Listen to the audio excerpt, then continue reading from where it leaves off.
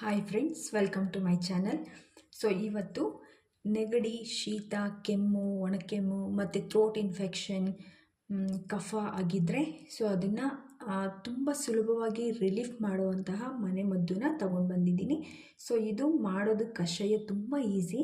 So ಅದಕ್ಕೇ ನಾನು stove ಹಚ್ಚಿ ಸ್ಟವ್ ಮೇಲೆ 2 ಗ್ಲಾಸ್ ಆಗೋಷ್ಟು ನೀರನ್ನು ನಾನು ಹಾಕ್ಕೊಂಡಿದ್ದೀನಿ. ಸೊ ಈಗ ಇದು 2 ಗ್ಲಾಸ್ ಆಗೋ ನೀರು 1 ಗ್ಲಾಸ್ ಬರೋವರೆಗೂ ನಾವು ಚೆನ್ನಾಗಿ ಕುದಿಸ್ಬೇಕು.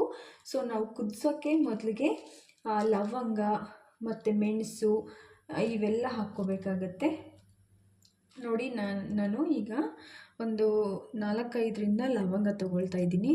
ಲವಂಗ ಹಾಕ್ಕೋಬೇಕು. ಹಾಗೆಯೇ ಮೆಣಸು ಕೂಡ ನಾನು ಕುಟ್ಟಿ ಇಟ್ಕೊಂಡಿದ್ದೀನಿ, ಅದನ್ನು ಸೇರಿಸ್ಕೊಳ್ತಾ ಇದ್ದೀನಿ. ಮತ್ತು ಶುಂಠಿ ಹಾಕ್ಕೋಬೇಕು. ನೋಡಿ, ಹಾಗೆಯೇ ಶುಂಠಿನೂ ಕೂಡ ನಾನು ಕುಟ್ಟಿಟ್ಕೊಂಡಿದ್ದೆ. ಸೊ ಶುಂಠಿನ ಸೇರಿಸ್ಕೊಳ್ತಾ ಇದ್ದೀನಿ.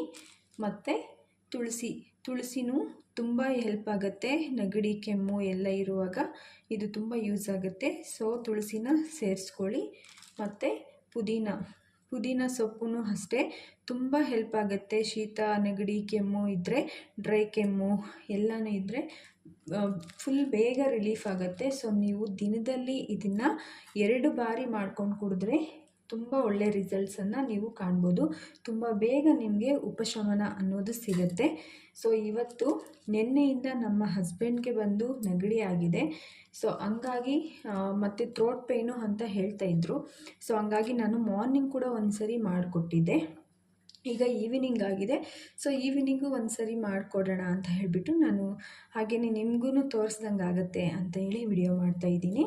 ಸೊ ಇಷ್ಟೆಲ್ಲ ಹಾಕಿಬಿಟ್ಟು ನಂತರ ನೋಡಿ, ಬೆಲ್ಲನೂ ಒಂದು ಸ್ವಲ್ಪ ಸೇರಿಸ್ಕೊಳ್ಳಿ. ಯಾಕಂತಂದರೆ ನಾವು ಇಷ್ಟೂ ಹಾಕಿರ್ತೀವಲ್ಲ, ಇದು ತುಂಬ ಒಂಥರ ಖಾರ ಅನಿಸುತ್ತೆ. ಸೊ ಆ್ಯಕ್ಚುಲಿ ಖಾರನೇ ಇರಬೇಕಾಗಿರೋದು. ಸೊ ತುಂಬ ಖಾರ ಒಂಥರ ಗಂಟ್ಲಲ್ಲಿ ಅದು ಖಾರ ಇಳಿದ್ರೇ ಅದು ಫುಲ್ಲು ರಿಲೀಫ್ ಅಂತ ಸಿಗೋದು.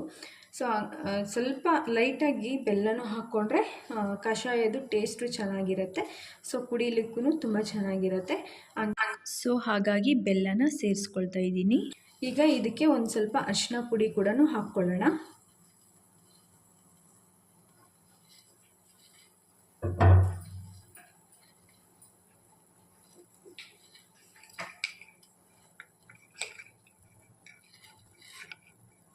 ನೋಡಿ, ಸ್ವಲ್ಪ ಅರಿಶಿನ ಪುಡಿನೂ ಹಾಕ್ಕೊಂಡು ಇದು ಚೆನ್ನಾಗಿ, ಈಗ ನಾನು 2 ಗ್ಲಾಸ್ ಆಗುವಷ್ಟು ಇಟ್ಟಿರೋದು ನೀರು.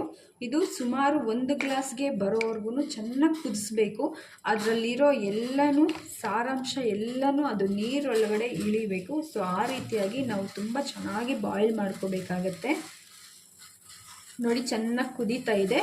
ಸೊ ಇದು ಫುಲ್ಲು 2 ಗ್ಲಾಸಸ್ ವಾಟರು 1 ಗ್ಲಾಸಿಗೆ ಬರೋವರೆಗೂ ನಾನು ಕುದಿಸ್ತೀನಿ. ನೋಡಿ, ನಾನು ಆಗಲೇ ಇಟ್ಟಿದ್ನಲ್ಲ ಕಷಾಯ, ಸೊ ಅದು ನಾನು ತುಂಬ ಚೆನ್ನಾಗಿ ಕುದಿಸಿ 2 ಲೋಟದು 1 ಲೋಟ ಆಗುವಷ್ಟು ಕುದಿಸ್ಕೊಂಡಿದ್ದೀನಿ. ಸೊ ಈಗ ಸ್ಟವ್ ಆಫ್ ಮಾಡಿಕೊಂಡು ಇದನ್ನು ಸೋಸ್ಕೋಬೇಕಾಗುತ್ತೆ. ನೋಡಿ, ನಾನು ಸೇಮ್ ಇದೇ ಗ್ಲಾಸಲ್ಲಿನೇ 2 ಗ್ಲಾಸ್ ಆಗೋಷ್ಟು ತಗೊಂಡಿದ್ದೆ ನೀರು. ಈಗ ಅದಕ್ಕೆ ಕುದಿಯೋ ಅಷ್ಟರಲ್ಲಿ ನೋಡಿ ಎಷ್ಟಕ್ಕೆ ಬಂದಿದೆ ಅಂತ. 1 ಗ್ಲಾಸೂ ಆಗಿಲ್ಲ. ಸೊ ತುಂಬ ಕಡಿಮೆ ಬಂದಿದೆ. ಸೊ ಇಷ್ಟ ಆಗೋವರೆಗೂ ಕುದಿಸ್ಕೋಬೇಕು. ಐ ಹೋಪ್ ಈ ವಿಡಿಯೋ ನಿಮಗೆ ತುಂಬ ಯೂಸ್ಫುಲ್ ಅಂತ ಅಂದ್ಕೊಳ್ತಾ ಇದ್ದೀನಿ. ವಿಡಿಯೋ ಇಷ್ಟ ಆದರೆ ವಿಡಿಯೋನ ಲೈಕ್ ಮಾಡಿ, ಶೇರ್ ಮಾಡಿ, ಆ್ಯಂಡ್ ನನ್ನ ಚಾನಲ್ನ ತಪ್ಪದೇ ಸಬ್ಸ್ಕ್ರೈಬ್ ಮಾಡ್ಕೊಳ್ಳಿ. ವಿಡಿಯೋ ನೋಡಿದ್ದಕ್ಕಾಗಿ ತುಂಬ ಧನ್ಯವಾದಗಳು. Thank you.